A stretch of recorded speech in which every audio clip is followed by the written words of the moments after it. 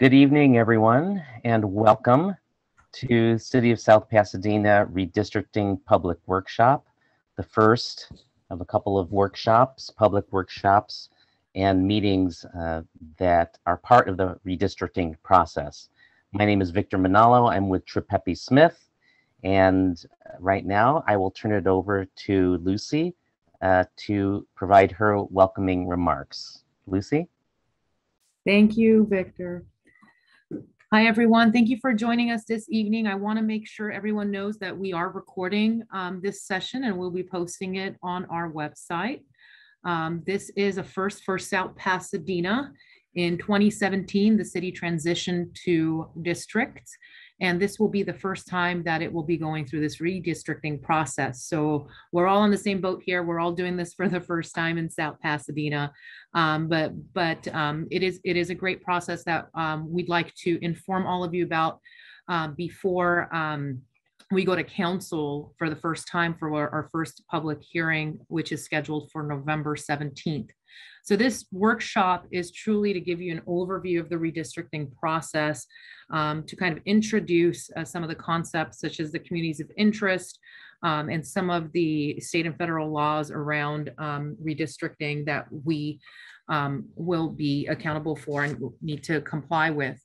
The city did hire National Demographics Corporation to do some of that data analysis from the 2020 census, and they are here tonight. We've also hired Tripepi Smith, which is a great team of folks who have been doing a lot of outreach for us to try to get as much participation in this process. So please remain engaged. We have a dedicated website for redistricting on our city webpage, and it will have a lot of resources up there. We have translations available in various languages, and we really want our community to be engaged in this process as we move quickly to meet the statutory deadline of adopting maps in April of 2022. With that, I'm going to turn it back over to Victor so he can start the presentation. Thank you, Lucy. Thank you for the welcome and the overview. Again, my name is Victor Manalo, and I'm with Tripepi Smith. I am a former council member and a former mayor from the city of Arcgis, which is in the southeast part of Los Angeles County.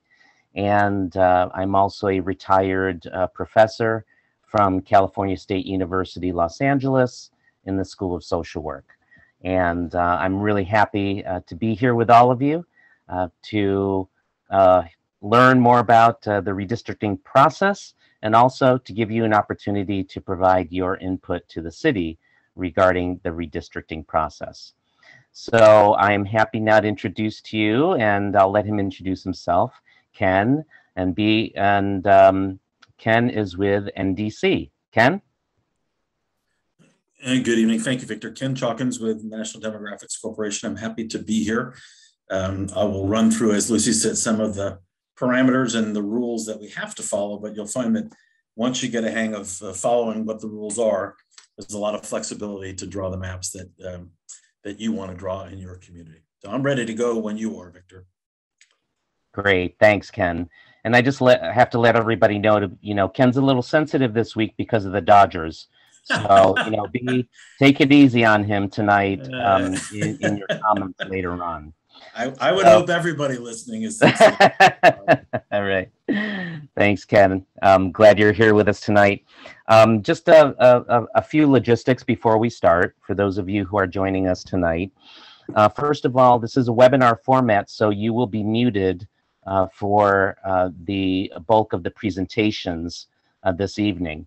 However, we want your feedback. So at the bottom of your Zoom screen, you'll see a Q&A button. And at any time during the webinar, you can put your question in that Q&A box. So what's going to happen is that towards the latter part of the meeting, when we actually have our Q&A section, I will open up that Q&A box, and we will get to answering your questions.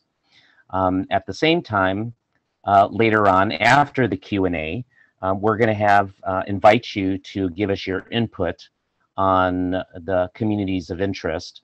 And at that time, you can use the raise your hand feature, which is located in Zoom, to raise your hand.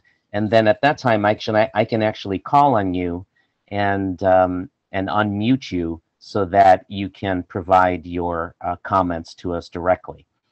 You can use the Q&A as well if you want to, but if you want to say something and provide us your input vocally, verbally, you have the opportunity to do that as well. So I just wanted to alert you to those two functions. So we will have time later on to take your questions. And as Lucy said, this meeting is being recorded because this becomes part of the public record, and also will be available to those who were not able to join us this evening. So just a reminder that this is being recorded. So those of you who are here, I'm sure you all are here because you care about this issue. But just, you know, there are some really, really important reasons as to why this redistricting is important. First of all, it's because it's a once in a decade opportunity. As you all know, or you will know by the end of this presentation, this redistricting is done because of laws that have where cities have to redistrict every 10 years due to the census. And so you only get to redistrict, a city's redistrict every 10 years. So this is a once in a decade opportunity where for you to have some input on those on the redistricting process. And those lines will last, those districts will last for another 10 years. So your input is quite valuable. You are the experts in the community. You all live here in the city of South Pasadena. And so you're the experts on your own communities and your neighborhoods, and your input is valuable and important to the city. That's why we have these public meetings and workshops in order to gather your input and your observations and your suggestions. It is very important. And then obviously you're participating in a democratic process, and your participation and those who you can get to help participate or to join us in participating will just strengthen the democratic process here in the city of South Pasadena. So thank you for those of you who are here, and hope that you will help us to spread the word so that we can get more of your neighbors and more residents of the city of South Pasadena engaged in this very important process. So we have specific objectives for this workshop. So by the end of this workshop, you will be able to identify the number of public hearings and public workshops that will take place during this redistricting process. You will be able to recognize the different mapping tools available for you to use to submit your own map to the city. You'll be able to apply the legal redistricting requirements of federal and state law to your community and neighborhood. You'll be able to describe your community and your neighborhood. And then you'll also be able to present your definition of your community or neighborhood to the city. These are all very important elements of what we are trying to gather over this redistricting process. So here's the schedule for tonight. We are going to 7:30 p.m. and want to make sure that we honor your time, because that we know that your time is very valuable. All of our time is valuable. So we will be ending this workshop at 7:30. But remember, want everyone to remember, all of you who are here on this webinar, that this is just the first workshop. And we have a couple of workshops. There are public hearings. So you'll have other opportunities throughout this process to engage with the city and to provide your input and to provide your suggestions. But tonight we'll be stopping at 7:30. So we'll start off. In a moment, I'll throw it to Ken from NDC, and he'll be reviewing the redistricting process, the legal requirements, and the goals of redistricting. And then he'll go over with you the demographic summary of the current city council districts, which is important for you to know. And then give you an overview of the different public mapping tools which are available to you that you can use to actually draw your own redistricting lines and your own redistricting maps that you can submit as part of the public record for the city to consider when they are redrawing the redistricting maps. After that is when we'll have the Q&A. So as I mentioned earlier, you can use the key. For those of you who came a little bit late after I made the announcement, at the bottom of your Zoom screen, there's a Q&A button.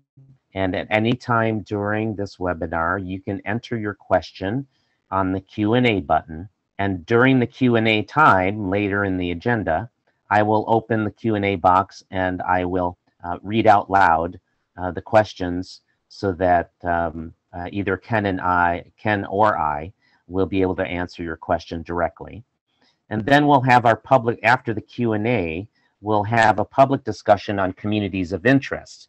So at that point, you can make your comment on the Q&A box, but we would also, if you would prefer to give your comment verbally, at that time I'll ask that I'll have you, if you use your raise your hand feature on the Zoom, I will recognize you, you will be unmuted, and then you can give us your vocal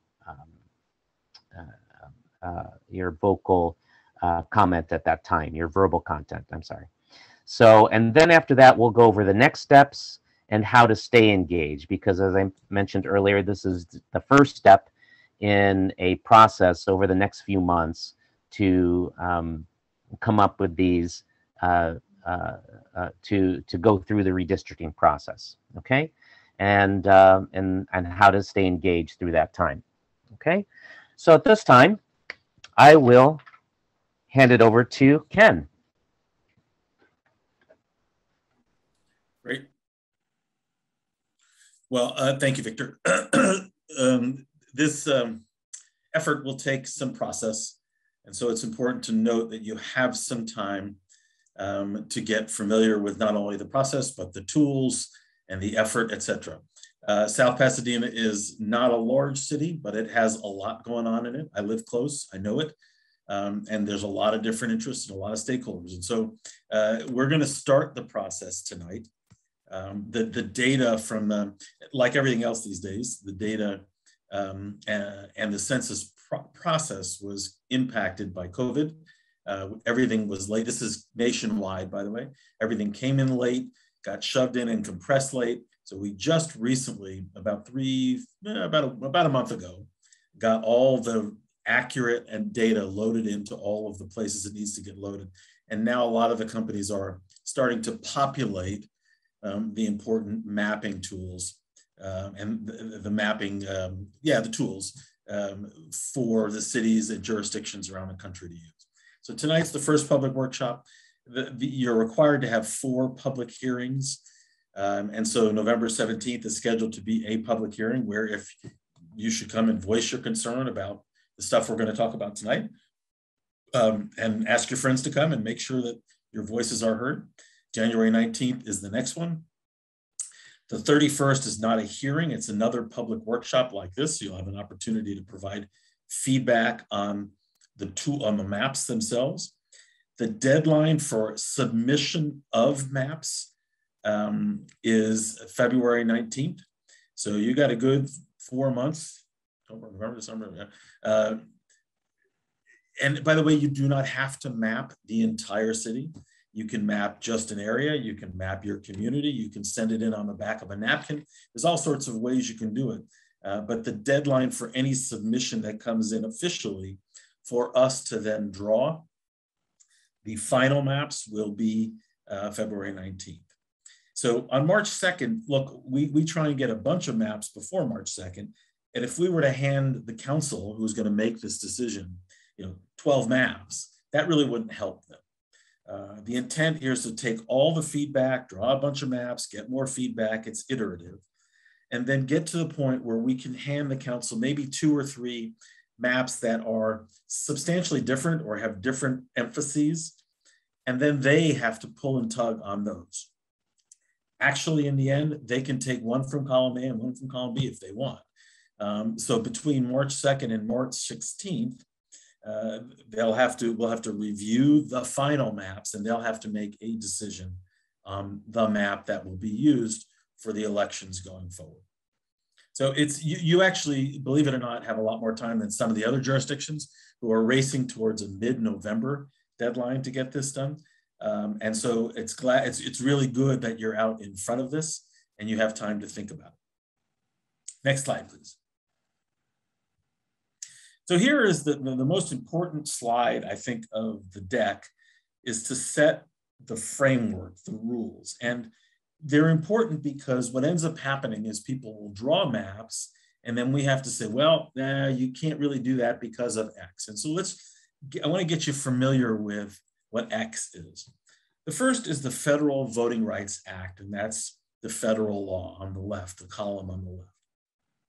The most foundational and critical part of this law is called equal protection. Another way of saying it is one person, one vote. For the United States Congress, we all know there are 435 members, right? Every year, every census, they determine how many people live in the United States, not citizens, people, children, adults, seniors, everybody. They take that number, they divide it by 435, and they say that's now the size of a congressional district. They do the same thing with the city of Pasadena. You have 5 council districts, you have a total population, you divide that by 5, and in the end, as you're drawing districts, the last thing you need to look at is, okay, are they equal? If they're not, you have to pull a little from here and subtract a little from there and eventually get equal within bounds. You're not going to get it right on the nose, but they have to be equal population within a certain degree. We like to say within 10% plus minus. So if you had something that was 6% and something that was 6% over and 3% under, that's 9. It's stretching it a little bit, but that's still well within, it's still within bounds. Equal population. The other thing that's important is the Federal Voting Rights Act that suggests or says you cannot draw districts that have an impact on the potential for a critical population that is defined as a protected class, is what it's called, that defined by linguistics or ethnicity, that would dilute their potential to elect somebody. You cannot, as the third button knows, you can't racially gerrymander. You can't draw a district in a circuitous way to create an ethnic seat. But you're also not allowed to dilute the potential for that. And here's a little subtle. I want to spend a little time here and explain it. If you've got enough people in the jurisdiction from, let's say, the Asian background, an Asian background, and you have enough people that should allow for the potential to get one of the seats. If you draw a map that splits that community, thereby diluting the potential, pushing that population into 2 seats, and not really allowing that to show itself electorally, that's against the law. But similarly, if you had enough people where you would have the potential for 2 seats, you really had a large population concentrated. But somebody went in and drew a line that carved off just enough to push some into one and most of it into another, thereby allowing for 1 rather than 2. That's called packing. You can't do that either. These are really, really important rules in the end, because as you draw things based on these other ideas that we're going to talk about, you'll see that in the end, you have to go back and say, hey, wait a second, are we diluting and is it equal population? That's the federal law. The state law, coming from something called the Fair Maps Act, has the following criteria that are actually in priority. This is important. The first thing is they have to be obviously geographically, not obviously, but geographically contiguous, meaning you can't hop over an area to get from one district to another. They have to be in a certain space that is connected. That's number one. Number two, you don't want to divide either neighborhoods or communities of interest. A community of interest can be defined in all sorts of ways. You can define it by socioeconomic status. You can define it by school district zones. You can define it by all kinds of different ways. That is up to you, as long as you are defining it as such. Okay? So you can call something a community of interest based on a certain characteristic, and then draw maps that allows for communities of interest to be represented as long as the districts are contiguous. Third, easily identified boundaries. I happen to know South Pasadena a little bit. And so you could say, for example, Fair Oaks is a boundary. You could say that. You could also say, no, my community goes across Fair Oaks. We play on both sides. But it is an identifiable boundary. You could also say the park is a boundary. You could say a mountain is a boundary. You could say all kinds of things are identifiable boundaries as long as you call them out and say, we want to call this out. Is the freeway a boundary, right? In a lot of communities it is, in a lot of communities it is not. But it's important for the community and the council to call these out. And when you're drawing your maps, it's good for you to call them out and tell us what you're using to define them.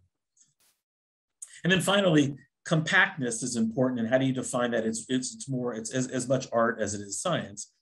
Again, you can't sort of skip over one area or show a linear to get to a population. You want the districts as compact as possible.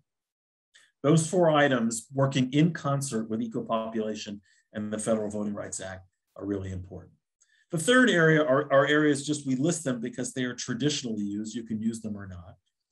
First, excuse me, we want to make sure of something. So you have 5 elected officials right now, and they were elected at a certain period of time, and they have a re-election coming up.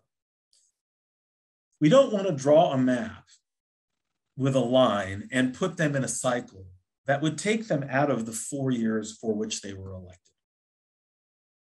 Okay, meaning if somebody was elected for a 4-year term and they're up in 2024 and you drew a map that said, nope, sorry, you're now up in 2022, that would be taking away from the voters their decision to elect that person for 4 years. So you want to be careful of that. It's not protecting any incumbency. It's just basically respecting the will of the voters, okay? So you want to minimize the shift. You want to respect the voter's choice, continuity in office. The other thing is future population growth. And this was a little tricky because you can't really predict the future. But if you know, for example, from the planning department in South Pasadena, there are a number of residences that were approved, and there's some development that's going to go on that's going to add 1,000 people in a certain area. And you know that's going to happen within the next 5 years.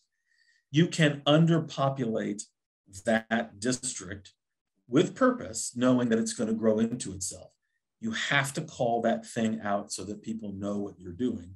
And again, it's a little tricky because you can't really truly predict the future. The other thing is, again, sometimes people say, look, if it's not broke, don't fix it. You know, we want to preserve the core of our existing district. That's perfectly acceptable to use as a redistricting principle, as long as the others are not abridged. The others meaning ones in column 2 and ones in column 1. Okay, federal laws, state laws, and then you've got some traditional principles. And if you come to the table with a completely different idea and it fits within a community of interest, we're more than happy to consider it and use it in drawing maps. Next slide. I'm sorry. Cindy, can you go back just for a second? That little thing at the bottom. You shall not favor or discriminate the political party against a political party. That's something we are hopeful. You don't have partisan elections in the city of South Pasadena, but we're hopeful that you don't want to get a sense that people are drawing them for that reason one way or the other. Thank you. Next slide. So these are your current districts, and you can see kind of sort of that these are vertical districts, right? You can see that Fair Oaks is not necessarily used as a dividing line in District 5, but it seems to be dividing District 3 and 4, right? You can see that the freeway doesn't seem to play as a boundary. Right? There are a lot of things going on in these districts that were used when they designed them then that created a vertical kind of look to the city. Let me give you one example for those of you who know Pasadena, not South Pasadena. There are 7 members of the council in Pasadena. Colorado goes through the city, Colorado Boulevard. There was a decision made that they wanted every council member to touch a piece of Colorado Boulevard. So if you look at their districts, every council district comes down and touches a piece of Colorado. They wanted their people to have, quote unquote, a skin in the game for the commercial district called Colorado Boulevard.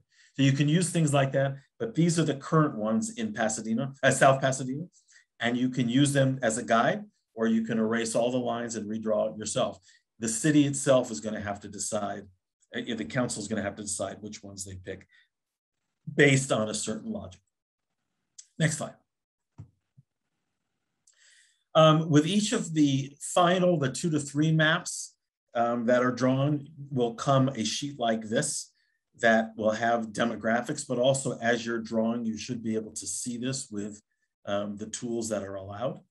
I have highlighted something because I wanted to call it out based on what I was saying on equal population. You can see that is the percent deviation over or under the allowable district. So you have 27,000 people in the South Pasadena. Divide that by 5, you get a number. That number then is about 5,400, thereabouts.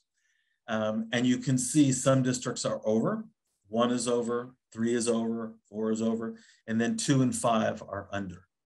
You are technically within bounds. You're equally populated here, but you can see the District 2 and District 5 are stretching that limit. You're almost to 10% out of bounds, as it were.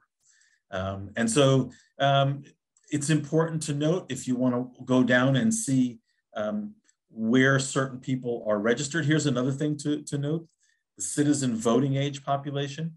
So the population takes into account women, children and adults, right? But the voting age population is something that will push a district, obviously, when the vote comes up.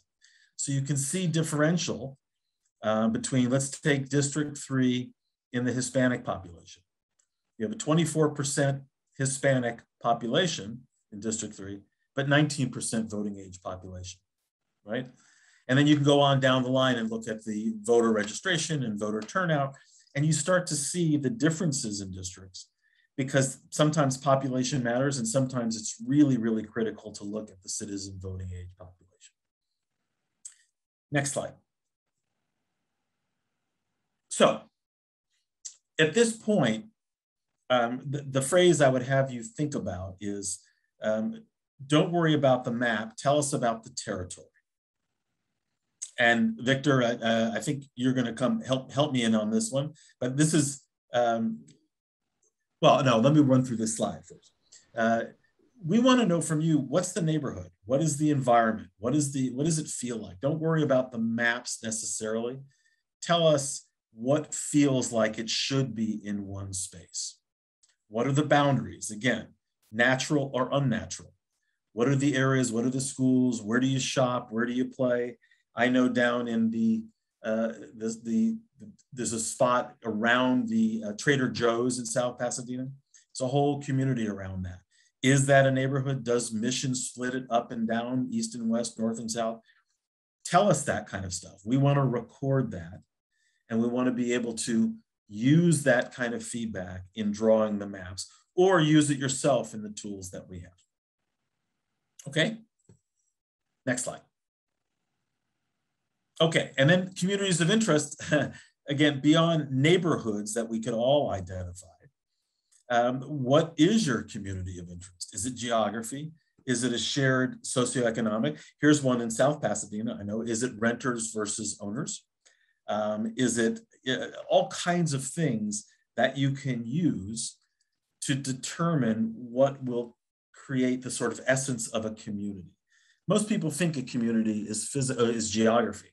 But if you start to talk to folks, sometimes it's the school area. People who go to a certain school in South Pass, it would be elementary schools because there's one middle and one high. Sometimes it's a church. It could be something around the church, the Catholic Church or another that has a geographic bounds. Make sure you're thinking about that before you think about the lines. That would be the second thing. And then you should ask, would the community benefit from being included in one or two? Sometimes you could say, no, we want to all be in one district so that we have one person to go to push our issues.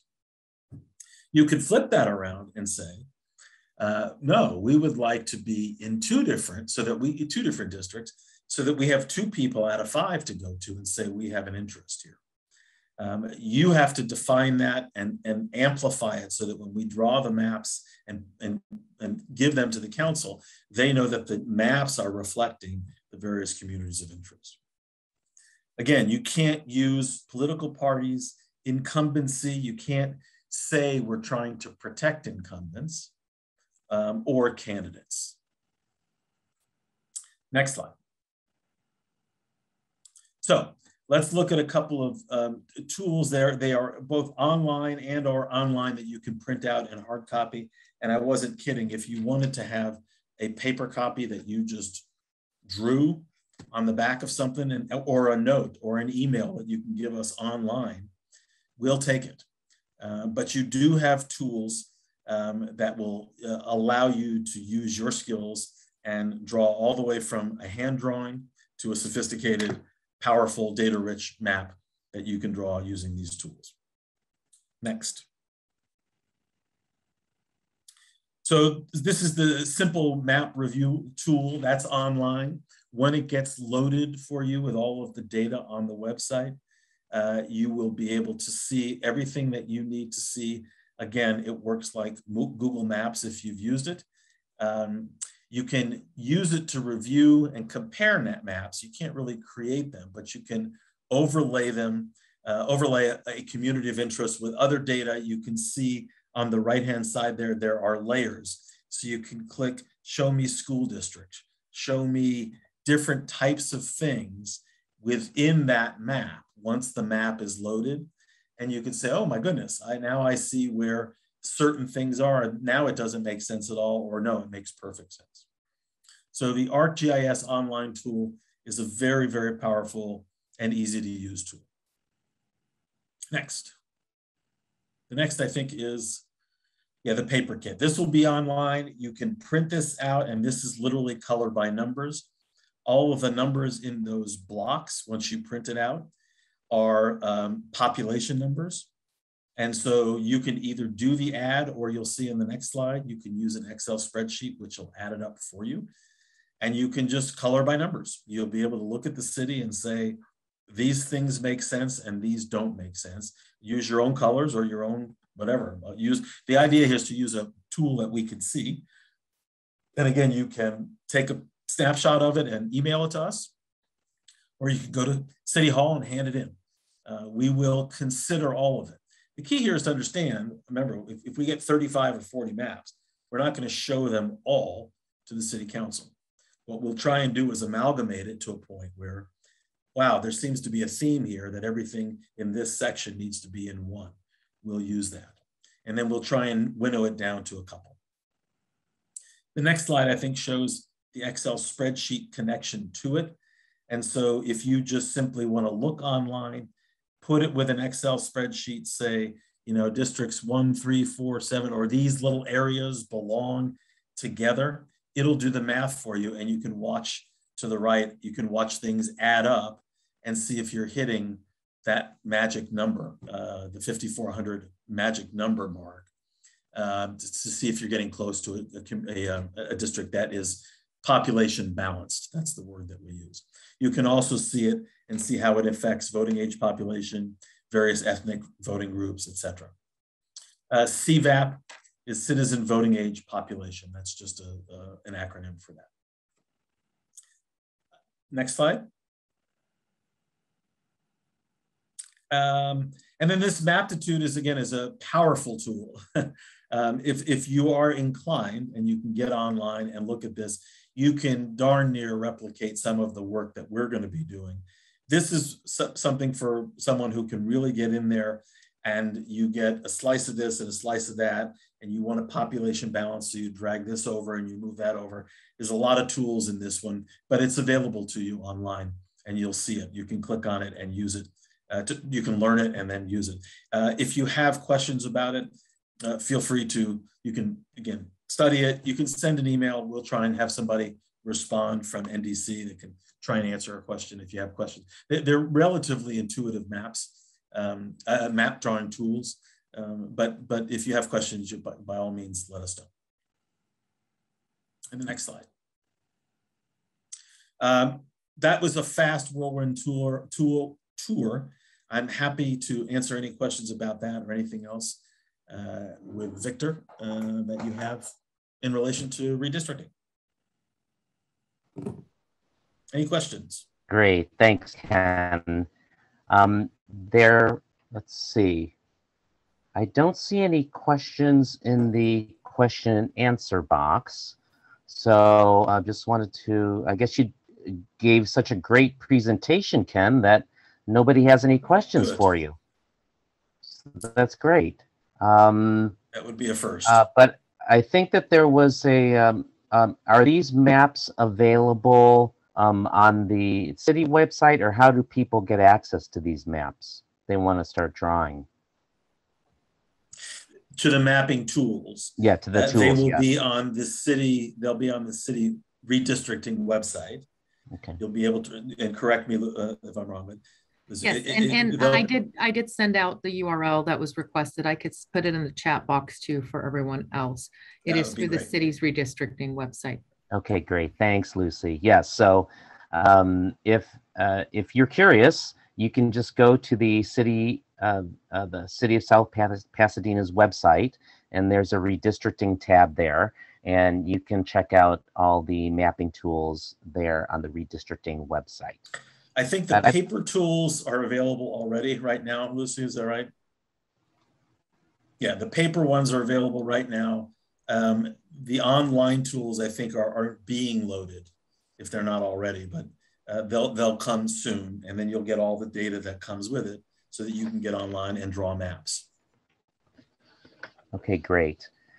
I don't see any other questions in the Q&A box, so let's move forward to the next slide, Sydney, because this is the part where we really are looking for your input. Those of you who are in attendance with us today, we really want to know about what you believe, what your observations are, or your thoughts about your own communities of interest.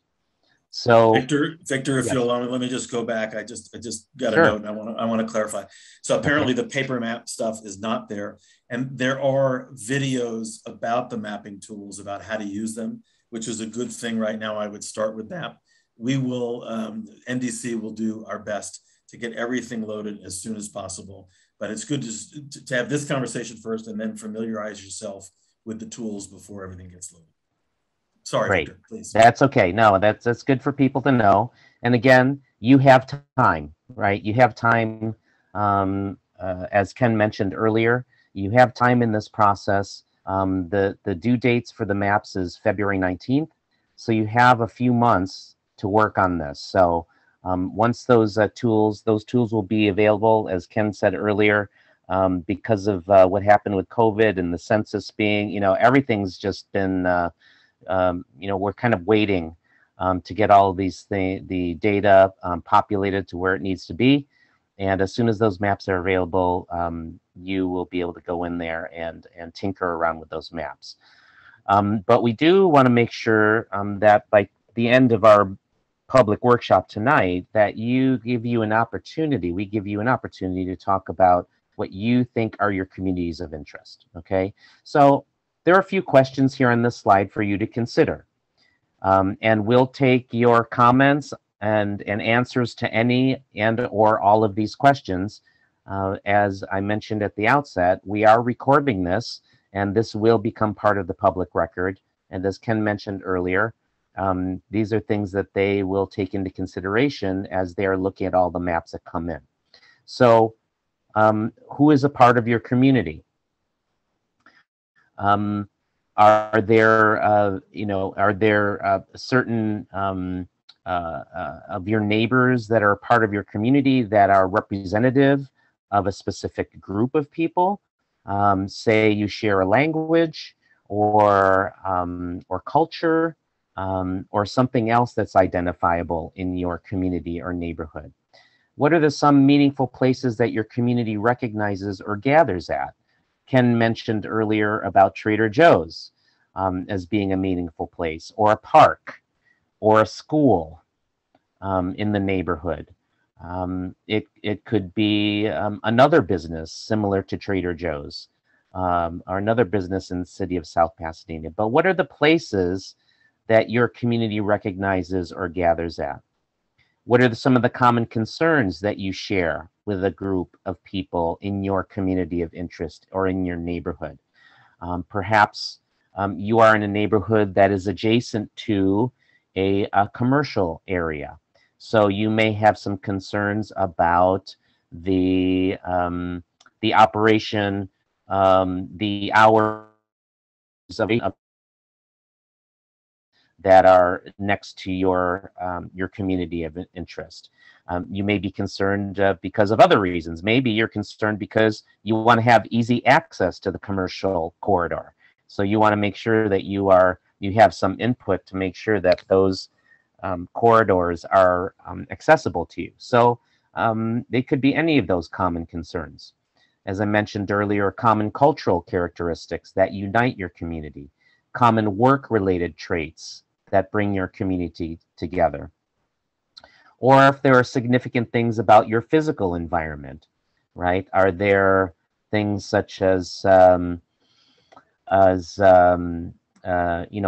could be things like the built infrastructure, such as roads, main streets, as Ken was talking about earlier, the freeway, or other parts of the physical environment. Down here in my city, we have different rights of way and culverts and riverbeds and things like that in the area. So those might be certain physical things about your environment that you consider to be kind of part of your community or community of interest. So at this time, if any of you who are here with us tonight have any comments or answers to these questions, or want to share what your thoughts about your community of interest. As you see, Sydney put up her document there. If you raise your hand using the raise your hand button, we can unmute you, and you can give us your comments, and Sydney will type that in to the document here so that it can be a part of the public record as well.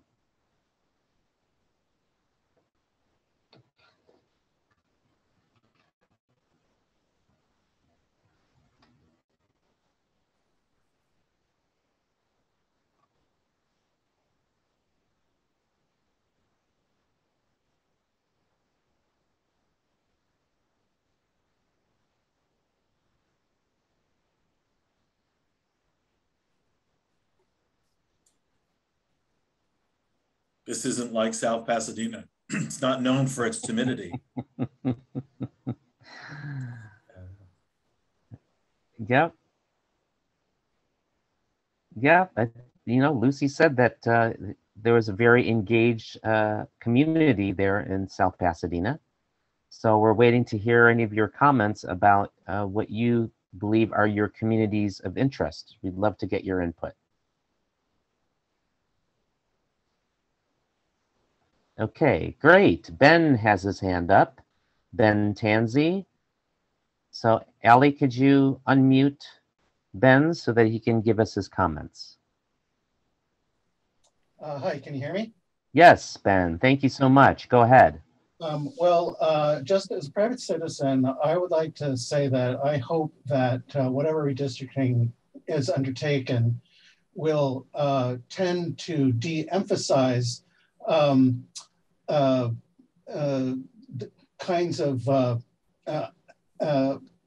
how do you say, identifications of ethnicity or religion or color and stuff like that, because democracies should be based on votes that are just the result of how people think and not who they are or what they look like. Okay, thank you, Ben.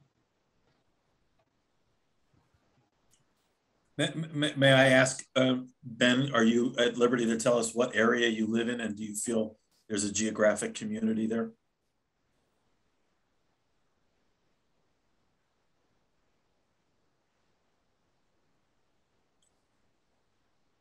Cindy, I think he needs to. Yeah, Ali, can you unmute Ben? Hi, sorry about that. I have to unmute myself also. Okay. I'm near South Pasadena Middle School. Okay. And I guess I don't have a huge amount of research on the demographics by neighborhood, but I know that the Fair Oaks, I guess South Fair Oaks neighborhood is, you know, middle class or maybe a little below. The Monterey Hills are right above, and Raymond Hill is sort of in the middle. I just think it was a very unfortunate thing that the city was forced to go into these districts instead of having votes, you know, everyone being able to vote for every school board member or city council member, and anything we can do to mitigate the unfortunate effects of that legislation would be worthwhile and pro-democracy.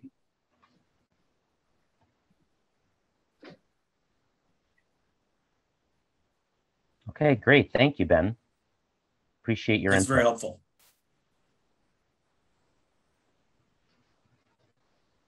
Great. Anyone else that wants to provide the comments, you are welcome to use your raise your hand button. And I will recognize you. And I guess I will then, once you're recognized, Ali will ask you to unmute, and then you can go ahead and unmute. So thank you, Ben. Anyone else have any comments?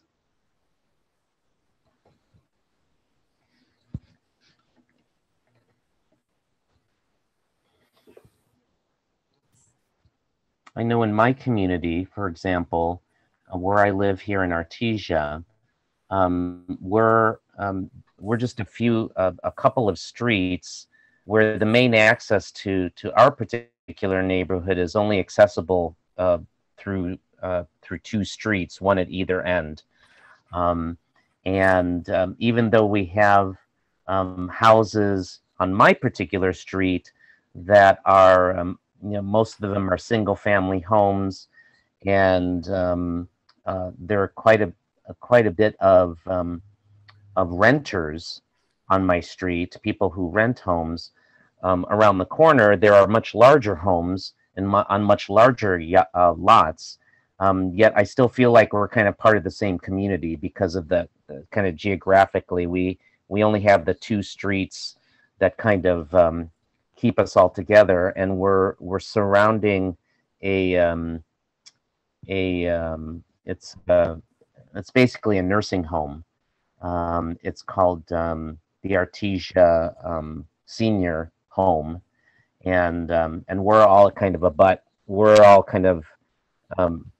around surrounding that home. So I kind of consider that our neighborhood. I don't know if anyone else here, any of you who are here that live in South Pasadena, have anything similar with your own neighborhoods, or as you think about your own neighborhood or your community, you know, what defines it? Are there particular streets that define it? Are there landmarks like Ben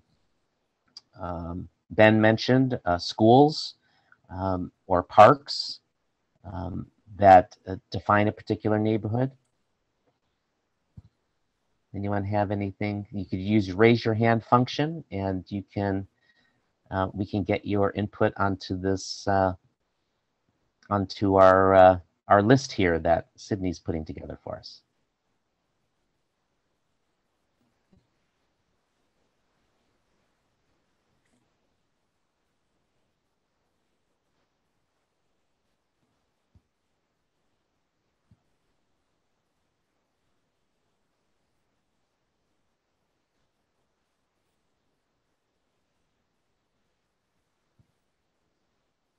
Okay, perhaps we're early in the process and people are still trying to wrap their heads around this stuff. We can, you know, you can always, we'll show you at the end of the this presentation, there will be a slide with an email address. You can always send any comments that you might have later on after the workshop is over. You can always email your comments to us later on, and we will take them at any time. I know this is something Ken mentioned before our meeting today. We want to make sure we get it, and just because you don't give it to us tonight doesn't mean that's the end of the story. You do have time, as Ken mentioned earlier, in going through the timeline. You don't, the final maps will be accepted in February 19th. So you have time to kind of think about it.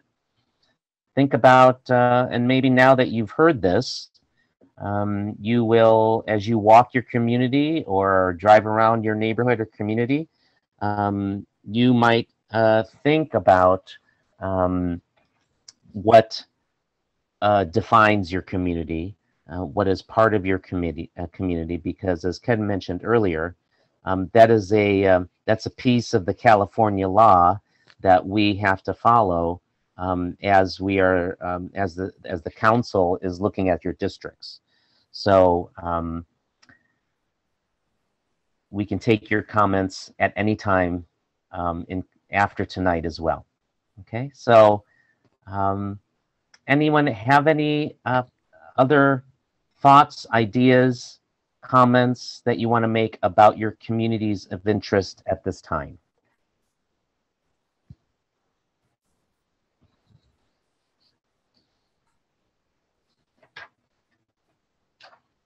Okay, I don't see anyone putting their hands up. So we'll move forward, and we'll just review the rest of the redistricting process for you. And Ken, you want to go ahead and take that? Sure. Thanks, everybody. And I know South Pasadena. The future meetings will not be this quiet.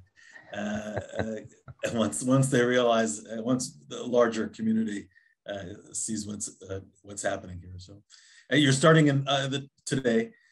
You have a couple of months. We have a couple of public hearings. You'll see 4 of them. It's required by law. The last 2 are city council meetings combined with a public hearing. And the one on the 16th is when they adopt the map. The deadline for you, the public, to submit any kind of draft map would be the 19th of February. So you have plenty of time to get used to the tools. We will get everything loaded as quickly as possible. And you'll be able to use them, draw pieces of, or the full map as much as you want.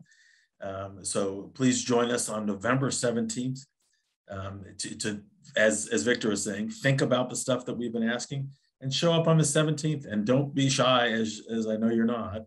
We'll go over this process again, but we want to hear from you so that we take into account the things that are important to you. So November 17th is the next spot. And I would say the critical thing is February 19th for you all to look for submitting draft maps.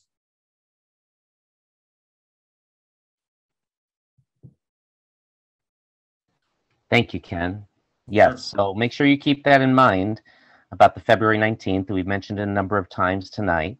You do have a few months to work on it. So we do want to, as I mentioned earlier, you can go onto the South Pasadena website, City of South Pasadena website, and go to the redistricting page, and you see a copy of it here on the slide. That's what it looks like.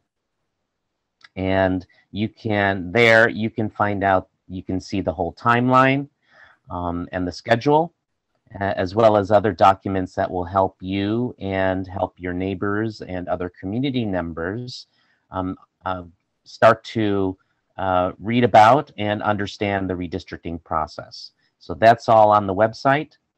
There's a phone number there that you can call as well if you know anybody that wants to be engaged, but perhaps does not have access or is not as comfortable using their computer or using their phone to access information. You can call on the using that phone number there. And we also have, as I mentioned earlier, we have our email address, redistricting@southpasadenaca.gov. And if you send to that email and send us your comments from tonight, if you think about answers to the questions that we asked earlier, if you have feedback or thoughts about your communities of interest, or if you have any questions about the process, we will be sure to handle them at that email and respond to you in a prompt manner.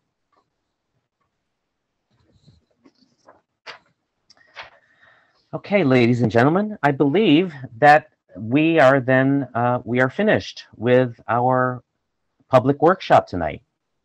We want to thank you all for coming to be here with us tonight and being a part of this public workshop. This is the first step of the redistricting process. So we hope that you will let your friends, your neighbors, and other community members know that we will be seeking and receiving your input as we move forward towards February 19th. And we thank you very much for your participation. We thank you for listening, and we hope you all have a good night.